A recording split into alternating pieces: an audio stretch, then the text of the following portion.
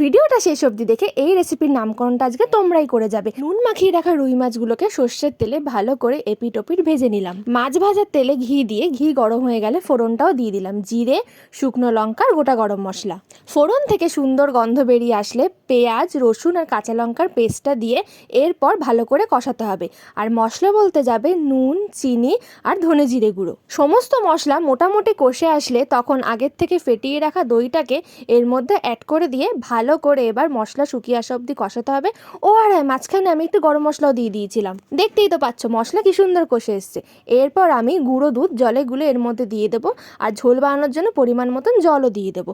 ঝোল ফুটে আসলে আগের থেকে ভেজে রাখা মাছগুলোকে দিয়ে ফুটিয়ে নিতে হবে। গ্রেভি রেডি হয়ে গেলে গ্যাসের ফ্লেমটাকে অফ করে এবার ফিনিশিং টাচ দেওয়ার পালা।